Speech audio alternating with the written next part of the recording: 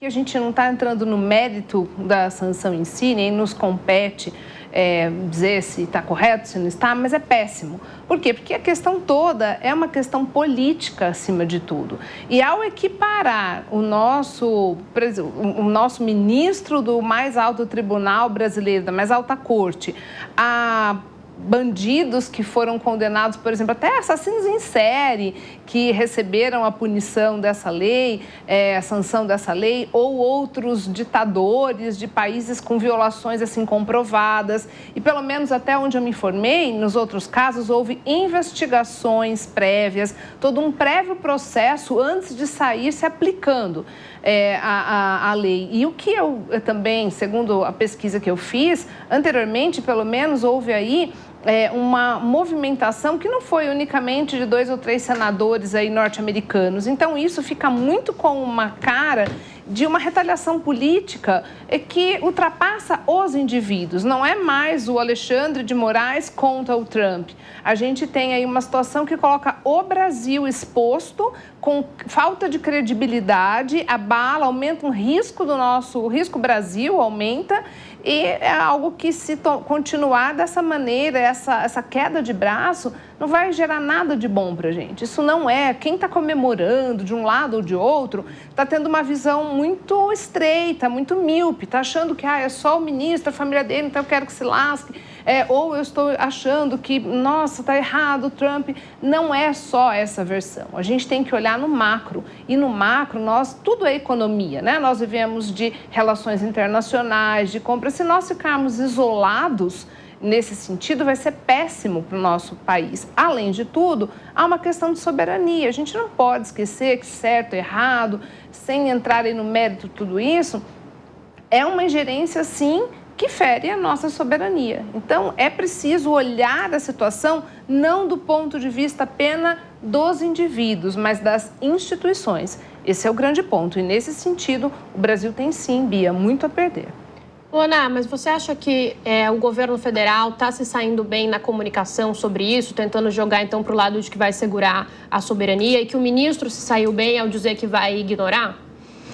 Olha, Bia, primeiro de tudo, boa tarde, né? Boa tarde a você, a todos que nos acompanham, as nossas colegas aqui de bancada. É um prazer estar aqui de volta no Linha de Frente, na nossa bancada feminina.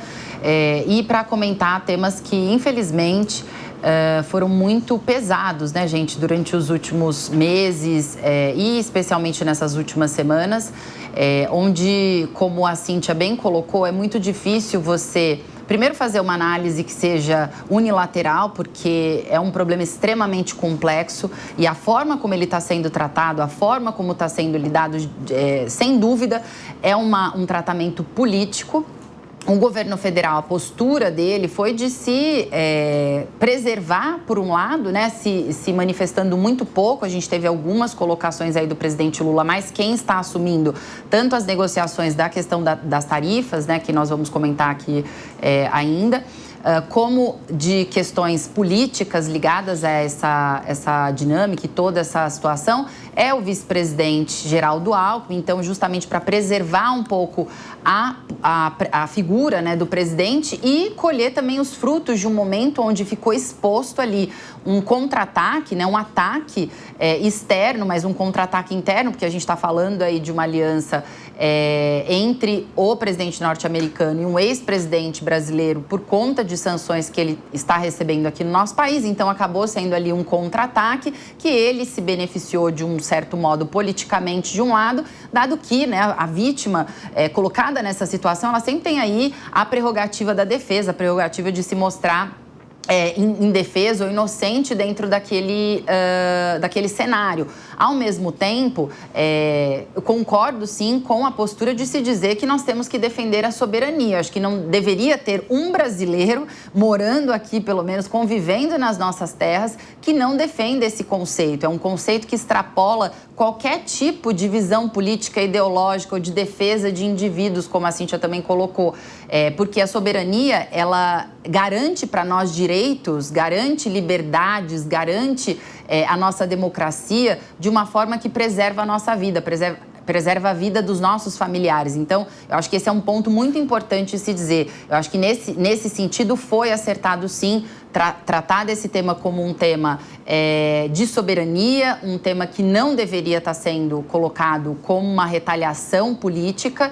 E, no caso do ministro, dizer que não vai dar ouvido a isso, eu acho que, nesse momento, a postura dele é a única que se esperava, né, Bia? Porque diante de um cenário onde você está sendo retaliado por um outro país, tendo em vista as suas posições e a sua atuação como ministro, eu acho muito difícil, tendo em vista até o histórico dessa relação, né, e dos temas, das pautas que o ministro tem travado, tem buscado, né, colocar na sua atuação, que ele tivesse uma postura diferente. Agora, a grande questão que fica aqui é o que vai acontecer e como isso afeta a sociedade brasileira, porque no fim do dia eu não estou vendo pouquíssimas lideranças falando sobre isso. Como isso afeta os brasileiros, de que forma que a gente se posiciona como país.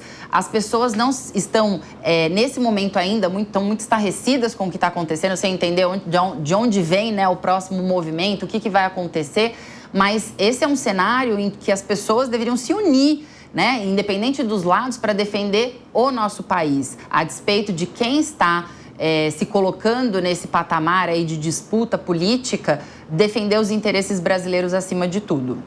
Carolina, chegou a se falar muito que o ministro não seria tão diretamente atingido, porque tem visto vencido há 2 anos, né, já nos Estados Unidos. Ele disse, inclusive, que não pretende voltar, que não usa contas americanas. Na prática, então, foi uma tentativa ali de atacá-lo, mas é algo que fica mais nominal, né, do que realmente influenciando em algo na vida dele, mas é suficiente, então, para abalar aqui uma estrutura, inclusive, de país, como a gente vem falando. Olá, Bia. Olá a todos. É uma alegria estar aqui no programa Linha de Frente. Cumprimento essa bancada feminina. Muito bom ter uma mesa com mulheres tão competentes. E acredito que o ponto que você trouxe é muito importante, porque eu tenho essa visão. Acredito que nós vivemos a maior crise financeira, a maior crise entre Estados Unidos e Brasil, né? E o ponto é que os Estados Unidos é a maior potência financeira mundial, ainda é.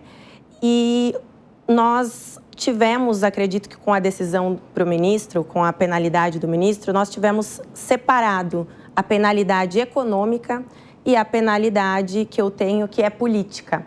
Então, pensando nesse ponto, eu acho que essa decisão ela traz aí uma clareza de que podemos andar em paralelo, né, com as ações do ministro. Acredito que defender a soberania nacional, defender a democracia é fundamental. Todos nós, cidadãos brasileiros, prezamos, né, por nossa liberdade, prezamos pela democracia. No entanto, nós temos uma crise brasileira também interna, né? Isso é um problema do nosso país. Mas, no entanto, nós temos uma crise entre os poderes. Nós temos aí um problema do ativismo judicial. Acredito que a postura do ministro em se manifestar em relação à soberania está correta, porém nós tivemos uma postura aí pouco agradável essa semana também, com um gesto que acredito que é ofensivo, é uma manifestação que não combina com o ministro do Supremo Tribunal Federal, porém vivemos uma grande crise, há um momento de tensão. Nós sabemos que os Estados Unidos, como uma potência econômica, não vai rasgar dinheiro e não está rasgando. Então, essa lista de isenções, aí, de isenção do tarifaço, que nós iremos falar, né, no próximo bloco, ela traz essa clareza de como os Estados Unidos não vai perder dinheiro. Mas essa é uma crise que traz perdas para todo mundo e principalmente para o lado mais fraco, que é o Brasil. Agora, Maria, na prática, isso muda alguma coisa na investigação do ex-presidente? Ou os indícios já estão bem colocados que não? Olha, certamente muda sim. Acho que a questão agora, como a Carolina falou, né, a questão toda do ativismo judicial, de todo esse protagonismo que o nosso judiciário ganhou, né, depois de todas as operações Lava Jato e Mensalão, acabou virando um grande protagonista nessa peça política do nosso Brasil. E não tem como a gente negar isso. Antes, os juízes do Supremo Tribunal Federal eram célebres desconhecidos. Agora, eles são celebridades. Então, é complicado. Então, a questão aí, a meu ver, Bia, pode ter se tornado uma questão um tanto política e pessoal na narrativa. Agora, é uma questão muito delicada e, como eu falei na minha primeira fala, não vejo um fim para essa queda de braços a curto prazo. Vão haver provocações de ambos os lados, vão haver problemáticas maiores, como foi dito aqui também, isso arrisca muito a nossa economia, estamos a ponto de romper laços com um dos nossos principais parceiros econômicos e um parceiro econômico histórico, então é a primeira vez que a gente está vendo isso acontecer. Nunca na nossa história vivemos algo similar.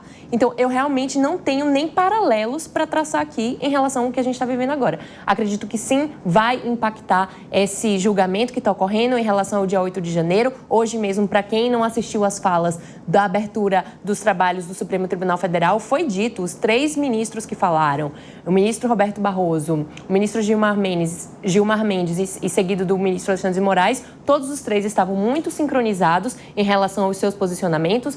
Todos os 3 declararam apoio à instituição, todos os 3 declararam apoio ali aos colegas que tinham sofrido ataques e deram a entender que refutam piamente a questão da anistia. Assim, faltou dizer isso com todas as palavras, mas está muito claro o posicionamento que a gente pode esperar desse julgamento de algumas dessas figuras que eu mencionei.